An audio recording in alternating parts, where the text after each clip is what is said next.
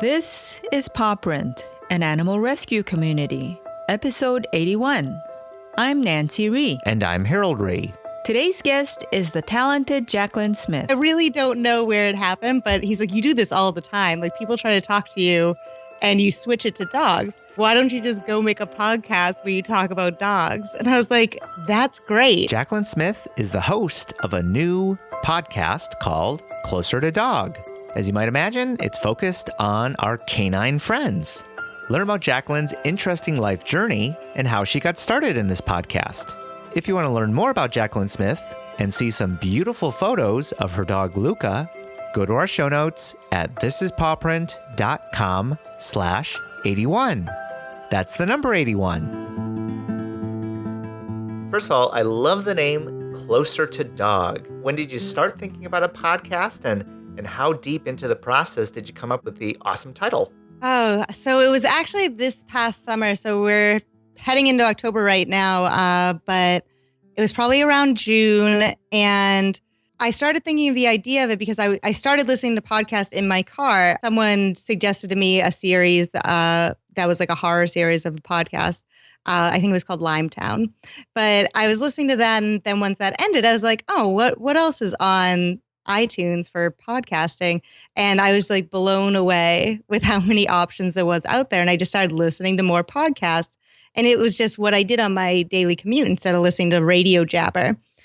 I kept pushing these podcasts onto my boyfriend, and he actually came up with the idea because two separate stories. I'm pushing podcasts onto him, and then I ended up being at his parents' house, and we were talking about 401ks out of everything that's so exciting. And somehow I turned the conversation about 401ks into a conversation about dogs, which wasn't uncommon. And he called me out in the car ride home, and he was like, how the hell did a 401k conversation become a conversation about like double coated dogs and like hypoallergenic dogs? And I was like, I really don't know where it happened, but he's like, you do this all the time. Like, people try to talk to you and you switch it to dogs. He made the comment, he's like, why don't you just go make a podcast where you talk about dogs? And I was like, that's great. Like, I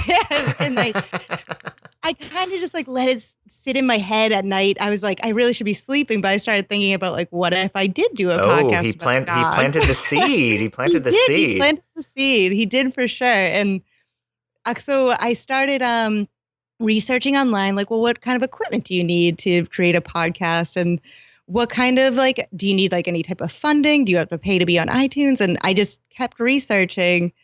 He saw me like online. He's like, what is all this audio equipment for? And I was like, I'm going to do it. I think I'll do what you said and make a podcast about dogs. He probably doesn't even remember mentioning the podcast I did to you, but anyways. No, he didn't. He was just like, what? I was like, yeah, you said I should like talk about dogs too much and I could do a podcast. And he's like, all right. And so, I researched for a couple weeks, and took like some free online classes to get some advice. And I have a big chalkboard in my living room. Then I started just jotting down different names and like little logos. And I ended up doing Closer to Dog because it sounded like closer to God. And I kept referring to like dogs as my religion because I'm just not a very religious person. So I was like, no, I'm going to pick dogs. Like, that's my religion. That's who I follow. So it was kind of a small joke, and I switched it to Closer to God to Closer to Dog, and it just stuck. And some people catch on to the joke of the Closer to God and some don't, but it's still a nice, quick, easy, marketable title. So that's what was important to me. Yeah, I think whether people get the double meaning or not, I think it's a really catchy title, and I think it works well. So thanks. What's a dog that really inspired you? Oh, that has to be my dog Lucca, who I've had him since he was 9 weeks old. He's gonna be 5 this January. Actually, I think he's gonna be 6 this January. It's crazy how fast time goes. And so I did get Lucca from a breeder, which is like the opposite of what I wanted to do. I'm very into adopting and going through rescues, but I had been in a relationship at the time for 7 years, and he refused to go with a rescue dog. He said, like, you can't get puppies at a pound. And I was like, this isn't true. And I tried my hardest to convince him, and he wouldn't budge. And I wasn't going to go my life without a dog. So I started researching breeders because I knew that there's poor breeders out there and breeders that know what's going on. So I ended up finding a breeder and meeting my dog's parents and going through all the steps that I felt like were important. And I brought this dog home, and he was so different from when I met him to when I brought him home. He completely shut down in the car. It was a 8-hour car ride from New York to Massachusetts. And he bonded very well to me and was scared of everyone else, was scared of children, was scared of other dogs. And he's a 9-week-old puppy. So everyone was like, oh, what happened to him? Was like he abused? And I was like, no, he was perfectly fine. And now he's afraid of everything. So I just ended up doing a lot of training with him. I did a lot of clicker training and different training methods, and until I eventually got him like out of his shell. And that took a couple of years. And it was just, what kind of training works for my dog and works for me? And he's now a completely different dog. So that's one thing. He's just, I hope that I try to tell people that all the time. They're having difficult times with their dog that's maybe under a year old, that like he's just not behaving how they want to, that like you can build confidence in your dog and he'll become a different dog. But it was over those 5 years of training him and just doing so much research and trying to learn about his breed and learn about training methods that my knowledge of dogs was really growing.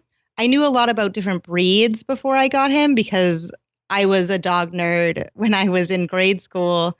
There used to be a program on after school called Breed All About It on Animal Planet, and that's what I religiously watched. Oh, wow. So every day after school, I learned a different breed of dog, and then I would have my mom bring me to the library, and I would get a book out on that breed and read it. And so I went through like an encyclopedia of dogs before I moved out of my parents' house. And so then Lucca came after that with all the training, and then I had Lucca, so he was probably about 6 months old. I had to do my final college senior project, and I ended up doing it on wolves and coyotes and just like how eradicating wolves and now trying to eradicate coyotes in Massachusetts has raised the tick population and let Lyme disease just like flourish. So I ended up, that was another thing. It was just like I had all this knowledge of dogs, well, breeds of dogs, and now I'm just starting learning about behaviors of dogs. And I started going in now to wild dogs. And I knew what I saw in documentaries, but that's about it. So I ended up working with a doctor that was tracking coyotes on the Cape. And I went along with him and videotaped and tracked these radio-colored coyotes, or coy wolves, really. And I also ended up working with Wolf Hollow in Ipswich that has a pack of wolves there that they use for educational purposes to educate people on protecting the gray wolf, North American wolf, and everything like that.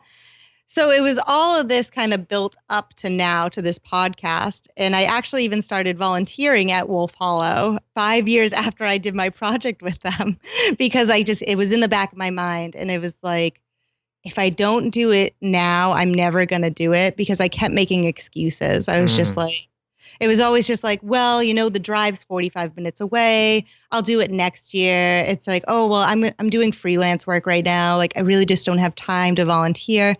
And it was just so many excuses on not volunteering that I was like, you know what? You just got to do it. And so that's fascinating.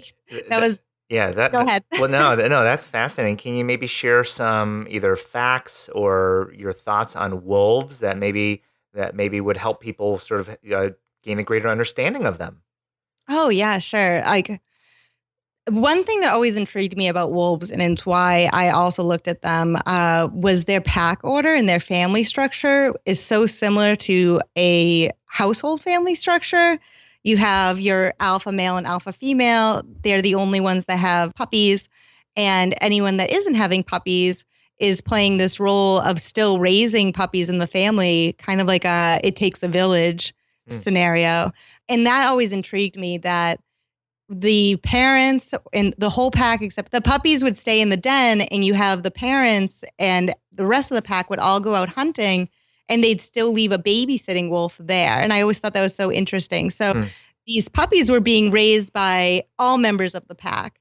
So it really humanizes them. A lot of things too is people look at a lot of folklore, like Little Red Riding Hood, the Big Bad Wolf, things like that. And they always have this idea that if they ever met a wolf in the wild, that it would attack them.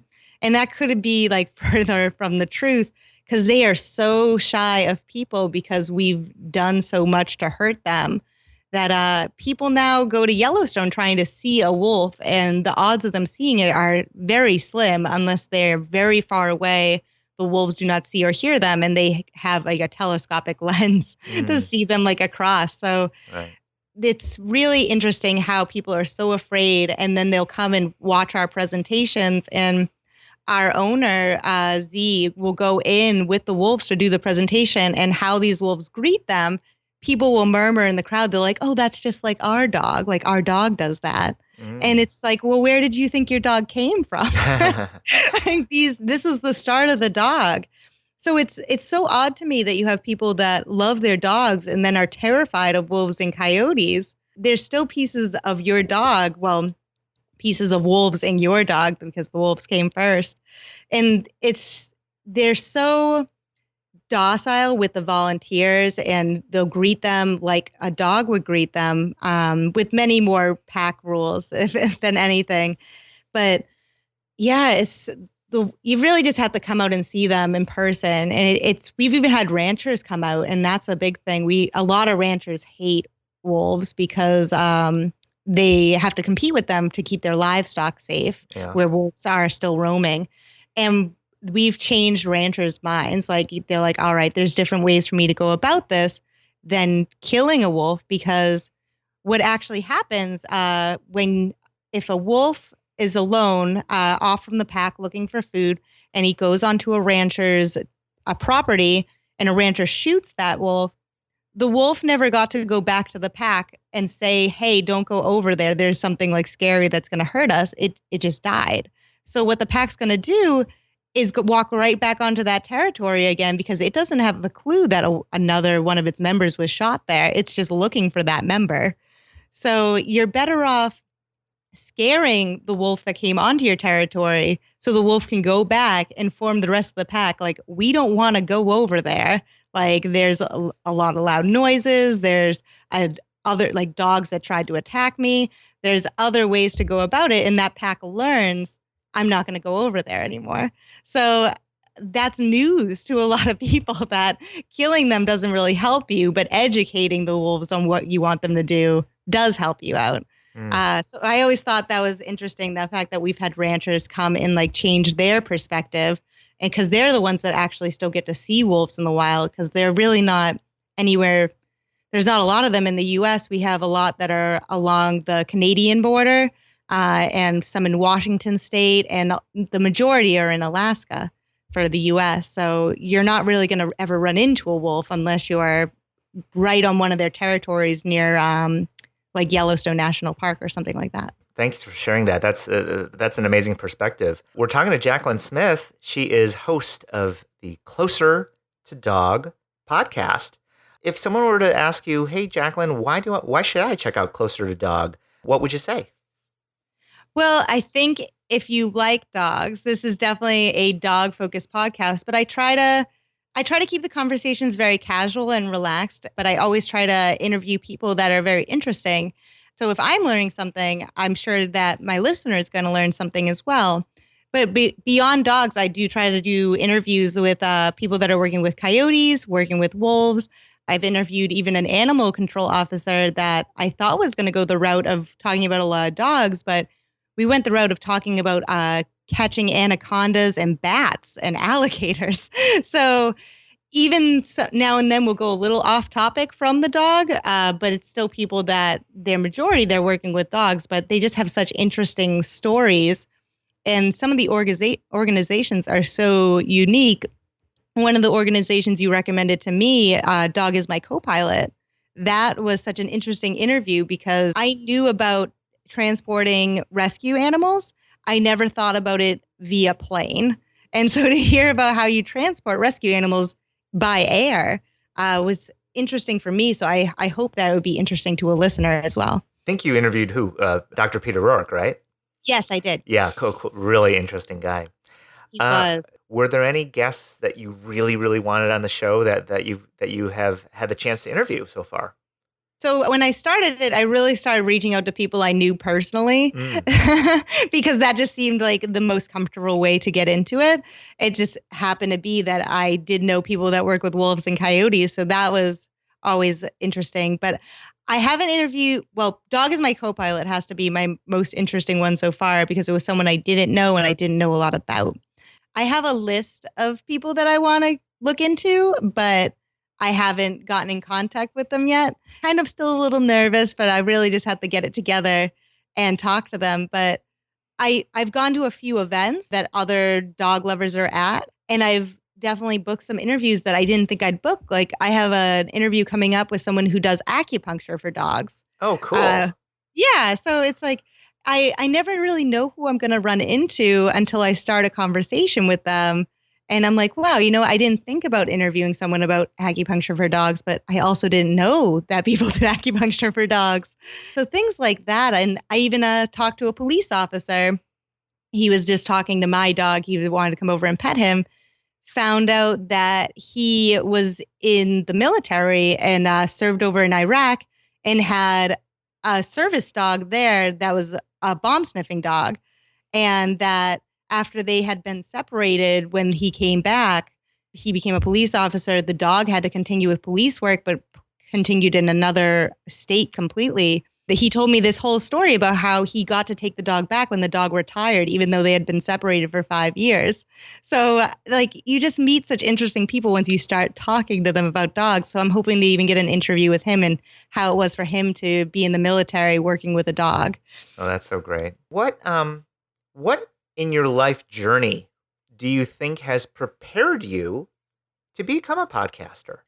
Well, actually, I'm a graphic designer, but I've been pushed into a marketing position most of the time because I've worked at small companies. So usually if you were in the graphic design department, you slowly became the marketing department as well.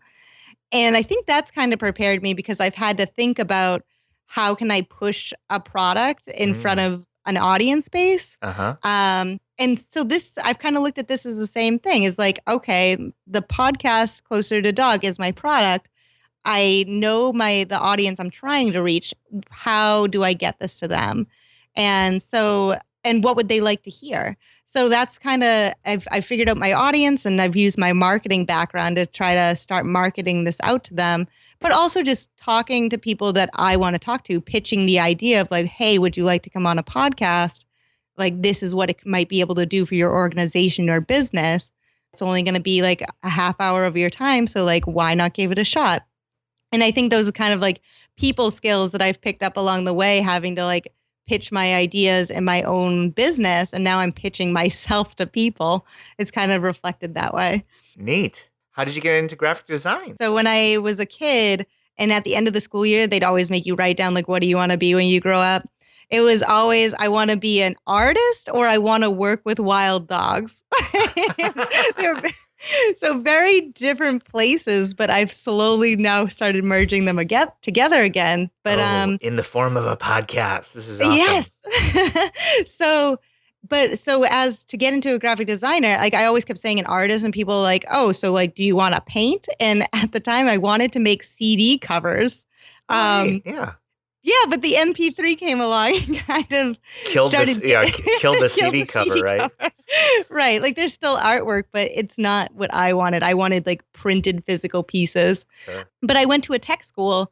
So every other week I was learning my trade, and I picked my trade as graphic design. So from like when I was 14 going forward, I had 4 years of graphic design training in high school. And then when I went into college, I went as a graphic designer to get my bachelor's. So by the time I was done with my schooling, I was able to show myself to employers with 8 years experience, which 8 years experience at like 21 isn't really heard of. So it worked Phenomenal. out really well. That's great. Well, when did you first discover your passion for animals and dogs? I think it's always been there with me. So when I was born, my parents already had a dog. They had a teacup toy poodle named Teddy. And so he was around from day one for me until I was about 5 or 6, and he got hit by a car in front of my house, actually. And after that, my parents were just like, no more dogs, no more dogs. Like there were 3 kids, and they were just like, we can't take on a dog right now. So it ended up being like 12 years before another dog lived with me. But that didn't stop me from, as I said earlier, just constantly watching Breed All About It on Animal Planet and taking out dog books. But I'd also find when we first got the internet, I remember finding pet adoption sites, and I'd make mini flyers in paint of these dogs that were available for adoption that were nearby. And I would hang a new dog on the fridge every week to try to get my parents to go and adopt a dog for me. Hint. Yeah, and I did that for a long time. So I just always loved dogs. And if I found a dog when I was like out and about with my parents, I made a stop so we could pet it and ask questions about it. And I still do this to this day, and it drives everyone crazy. When I'm walking down the street, I'll try to identify the breeds of the dogs that are around us. So I could be like, so even today, I was in York, Maine this morning, and it's a beach, so there's a lot of dogs, and I was like, oh, there's a Rhodesian Ridgeback up ahead. Right. So you're basically playing a game of one by yourself, and everybody's watching you play this game, or? Exactly, yeah. And that's been going on for as long as I remember. I don't think there's a time where I wasn't asking my parents to let us have a dog. What do you hope a listener gets out of your podcast? I really just hope it brings new ideas to their head. I know that there's a lot of stigma against adopting a dog or like looking at shelter dogs or fostering a dog. So I try to touch on that now and again. Even with my own family, there's such stigma with adopting a dog, and I've really tried to break down those walls for them. But I hope that people also just find out new things about dogs, like dog acupuncture, or that there's rescues flying dogs on planes, and how wolves are similar to dogs. I hope there's tidbits of information where they go, oh, I didn't know that, and they will hopefully pass it on to someone else that they know. Not pass it on in a way of like, oh, you should really be listening to this, but just be like, oh, did you know this? And just try to break down some walls that way, especially with dogs that have stigmas like the pit bulls. I hope to have like a pit bull episode, because there's a lot of myths out there. And I hope that if listeners can trust me, they can trust what me and my guests are saying, and spread that word. How do people find you? I am online at www.closertodog.com, but I'm also active on Facebook and Instagram which is at Closer to Dog. And I always love when people send me emails with either questions or if they want our interviews. So my email is closertodogthepodcast@gmail.com. And we'll be on iTunes. I'm hoping to launch October 17th. And I'm going to hopefully be on other platforms as well. But I know for right now, iTunes is for sure. Absolutely. Absolutely. Awesome. If you were to wave a magic wand and do something about animal rescue or change something about animal rescue, what do you think that would be? I've been thinking about this because I was like, there's so many big magic wands you could do that's just like, oh, well, there's no more dogs in shelters. And like, that would be great. But I wanted to think of something that seemed a little more realistic. I'd love if every shelter could have a dog meet somebody that has never met a shelter dog. I'd love if everyone had to spend a few hours with a dog that's from a shelter, because I think it would break down so many walls of what is a shelter dog and what you can find in a shelter. It's just, there's so many people that I talk to that think that a shelter dog is damaged. It's there because no one wanted it. It's there because it has problems. And that never seems to be the case. That's like 5% of the time that it's like, it's usually they always say they moved away. They moved away. Their child's allergic, something like that. And it's nothing of the dog's fault. And so I've always found it very interesting when I see someone meet a shelter dog or they meet a pit bull and they're playing with it and they're like, oh, this dog is so sweet. Everything's so great about this dog. And then you go, oh, I got it from a shelter, or oh, it's a pit bull. And they back away from it like it caught a disease, like at that moment. Sure, and sure. just like I think if you could just put a dog in every person's home and be like this just for a few hours and be like, wow, this is a normal pet.